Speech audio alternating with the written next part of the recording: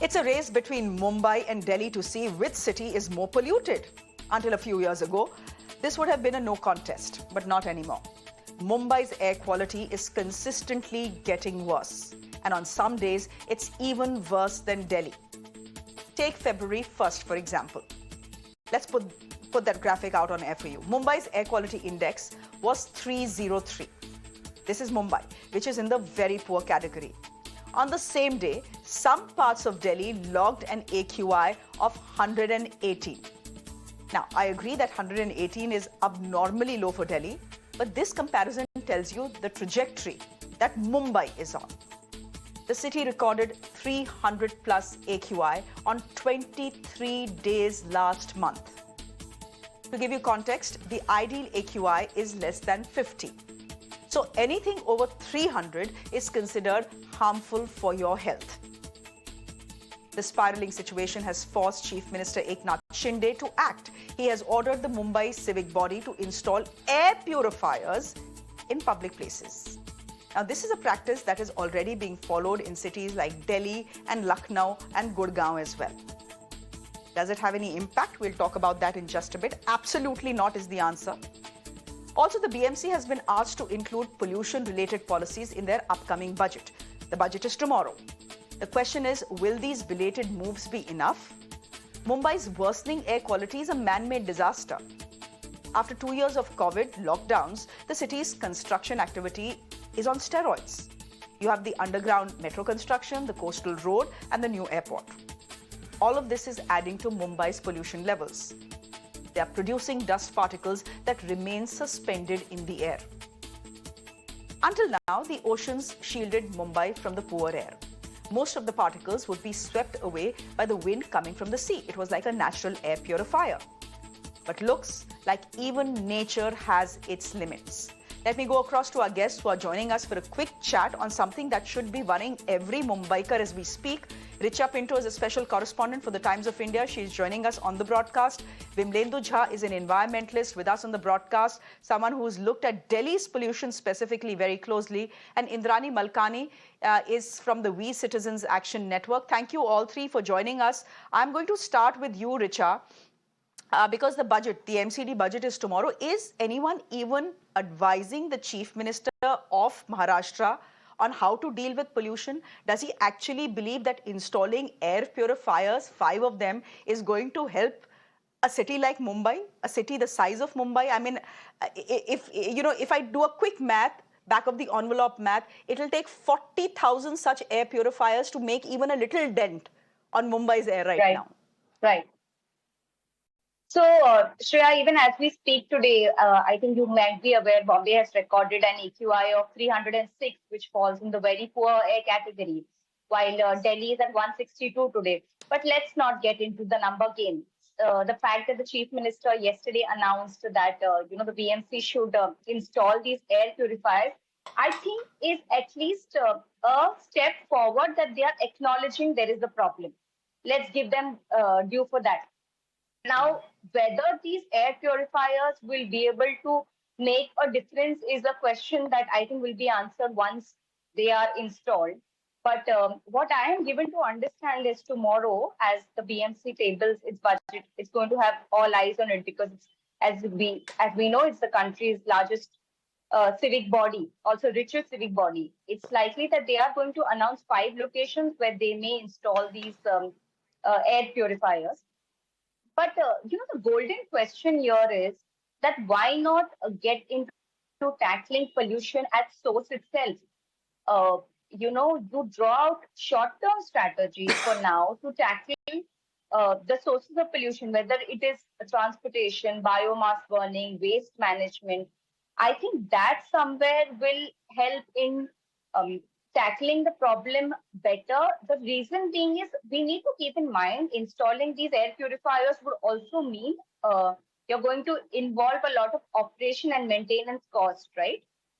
So instead of adding to that, I think a step forward would be rather to tackle the sources of pollution. Yeah, obviously, it's a lesson that I think Mumbai needs to learn from Delhi. We've done all the seasonal jugaad, Vimlendu. We've had the smog towers, we've seen air purifiers, we have seen sprinklers, we have seen on odd and even, and we know it doesn't work. What will work is not this seasonal jugaad. What will work is a long-term plan.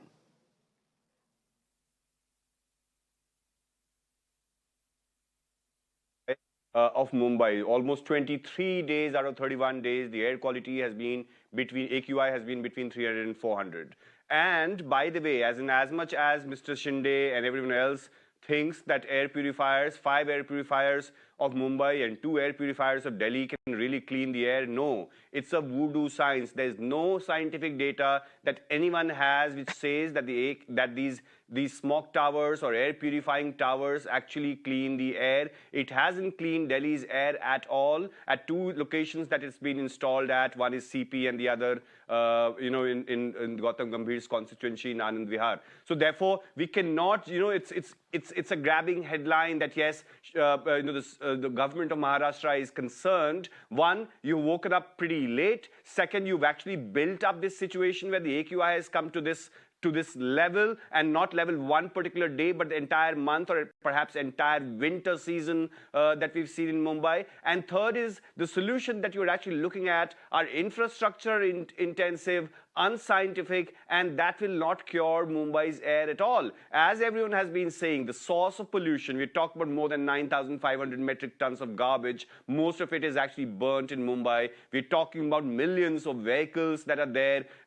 Right now, the construction activities, every scientist and every expert on air pollution from Mumbai will tell you the haphazard construction that is going on. They're all compensating for construction that did not happen during COVID times. But, it's not, breath or air is not something that you can actually say, oh, fine, I'm not going to breathe in 2022, 2023. I will breathe after 5 years. It's a clean air is every day, every hour, every minute, every second requirement, and every person's requirement. So unless and until we look at the kind of infrastructure that we're building, and are we building that infrastructure at the cost of environment? We've seen what has happened, almost 1,300 acres of forest, 2,300 trees were chopped at R8. We're talking about 20,000 trees of mangroves for bullet train and everything. So Mumbai has become an infrastructure hub, story of success, but story of success without breadth and asthmatic. Is that the model that we want? The capital, so-called the capital in the sense of the money capital city of India to look like. And by the way, it's only the beginning. We have to talk about climate change because Mumbai had its own natural barrier, and that barrier has collapsed right now in terms of the wind speed, in terms of the clean air, that the cleansing that was happening, and all of that is really creating a public health emergency, and Mumbai is waking up to a Delhi morning every day.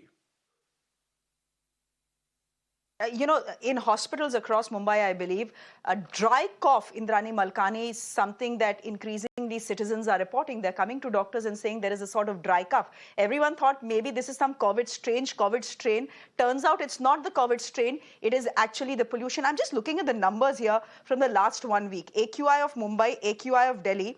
And Richa, correct me if I'm wrong, but the average, it seems, is that on an average for the week, for the last 1 week, Delhi's air has actually been better than Mumbai's. Indrani Malkani, are citizens in Mumbai worried? Because, this debate this debate has been on for the last 20 years since I've become a journalist. That this is a debate between the environment, and it's a debate between development and environment. Which one do you choose? If you need to grow, if your city needs to grow, you have to cut down trees. You have to build buildings where people who are migrating to those cities will come and live. Therefore, construction to hoga hi. What do we do?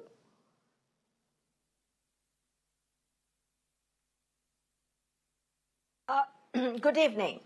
It is lovely to be back on your show, and taking off from where Richa has mentioned certain basic issues. You're asking me about the citizens' perspective. Citizens need to be worried, and yes, definitely, there is no doubt about that. But are we really worried? And I'm talking about as civil society. If you really cut across and see how people are reacting, if we really wanted to save ourselves, the way we look at it from the point of view of environment, then I think a lot of introspection also has to, happen. I will not go into the political side at all, because we all know that infrastructure and environment both will have to be balanced. Both will have to be, you can't stop development. That doesn't happen anywhere in the world. However, the development must have the balance with the environment. Now let's look at cars. One of the things that throughout the year, and it is not a seasonal thing, there is such a huge craze for buying cars, irrespective of whether you have a parking or not. Why is it that we are short-sighted? And I'm talking as a citizen. Please do not, take it in the spirit it is said. I am not against owning a car, but I would look at it that there has to be checks and balances when we are using vehicles. Public transport is a major requirement in a city, in a mega city like Mumbai. If you compare Mumbai with any of the mega cities in the world, you will find that there is restriction on private cars. The public transport system is augmented to the extent it is comfortable, it is efficient, and it caters to the need of the public. Why would we not use it? In Delhi, you spoke about Delhi's pollution. Let's talk about Delhi's metro. It is excellent. I have used it myself whenever I visited Delhi. Now, here in Mumbai, we have space constraint. Unlike Delhi or places where you have land, Mumbai has sea on 3 sides. So therefore, the city has the space constraint. Now, within this space constraint, we too, as citizens, have to look where our responsibilities also lie. We do object in so many ways, but sometimes I feel, and I have seen this, that when we take up issues, it is not taken up in a more holistic manner. We look at it for short-term gains, and we only look at ourselves, and in a very small microscope, a myopic way.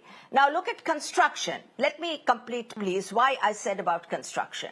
Now, Mumbai, the planning of the city, when we are giving permissions for construction, see, there are 2 constructions we would talk about. One would be the infrastructure that is required for all of us. The other would be where buildings are concerned, and the redevelopment. At a stretch, there is so much parallel construction that is going on. And we are just creating. Now, we demand, the citizens demand, and the government complies. Now, we need to look at that aspect, that when we give permissions. Now, let us look at all the planned cities who have similar, challenges like Mumbai, and learn from it. It is not a question of cutting 5 trees or 10 trees, but we have to balance that when we look at certain things, what we are gaining and how we are going about it. So there are some of these things where citizens play a major role, which are brought in the point about waste. Why? Ms. Malkani, I agree with you. Indrani Malkani, I agree with you. But, you don't even need to look at other cities in the world. You can look at Delhi and see, where we made a mistake. And we made many, many mistakes. Richa Pinto, one of the big mistakes that any city can make when it comes to pollution is not to acknowledge it. Be an ostrich and think, ho hi nahi raha hai. And that, for the longest time, has been Mumbai's problem. Exactly. I think you must be aware, Shreya, the MPCB, that's the Maharashtra Pollution Control Board, directed the BMC to relocate the air monitoring systems by the System for Air Suffer, from where we generally get these readings, System for Air Forecasting. So they said that these air monitoring systems were at traffic signals, basically, and that was the reason why so many of these locations were recording very poor air quality. Now they directed the BMC to relocate this, because they said that in the MPCB system it was showing that the air quality was in the moderate range. But I think that, honestly, I don't know if that's really the way to go about it, because even if it is showing you that the air quality is bad at these traffic junctions, you are having your citizens move from there, right? So you need to take measures, you need to take the right steps. True. So it was like literally shooting the messenger. Yeah, that's where we go wrong. We are talking about Mumbai's pollution now. It's been, Mumbai's pollution has been getting increasingly bad over the last 1 year. And maybe we all should have had this discussion then, but we didn't because, well, the city of Mumbai decided, or at least people who govern it decided that it doesn't exist, so let's not talk about it. As I end this show, Vimlendu, 3 lessons you think Mumbai can learn from Delhi and the mistakes that Delhi has made.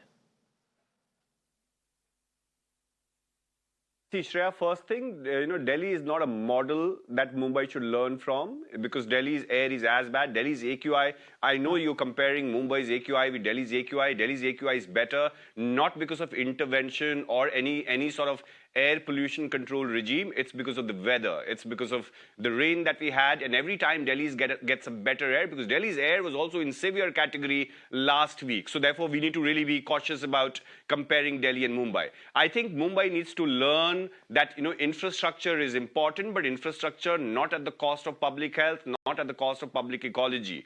And we will have to look at public transport. 3 million private cars that Mumbai has, and mobility through private vehicles, more so when offices are opening right now. We will have to look at strengthening public transport, modernizing public transport, and make sure people really adhere to that in that sense. Second thing is that if you look at a lot of infrastructure development projects that's actually happening in Mumbai is on top of trees and mangroves, and I'm sure there are more and more planned, because if you look at the central government just admitted that they're actually going to chop almost 2.3 million trees in next couple of months for infrastructure development projects. Mumbai has gone that way of cutting trees in so-called greater common good. We need to understand that greater common good has to be greater cleaner air rather than greater cleaner highway or something. I think those are the lessons.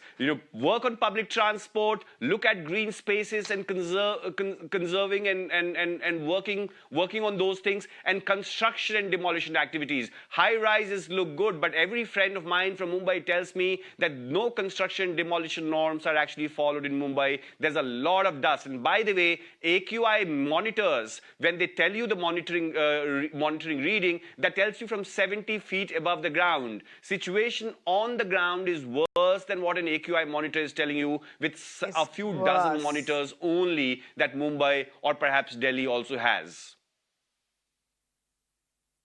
Okay, and I'll add my bit as well here as we end the show. Let's just tell the Chief Minister of Maharashtra that his air purifiers, 5 of them, are a waste of public money. You'll spend 100 crore rupees. Each one will cost 20 crore rupees. You'll spend 100 crore rupees. It's a complete waste of public money. Don't do it. Don't do it. Thank you very much, ladies and gentlemen, for joining us on the broadcast. Richa, good to have you on the show. Ms. Malkani, good to have you on the show. And Vimlendu, old friend of Mirana, thank you very much for joining us as well.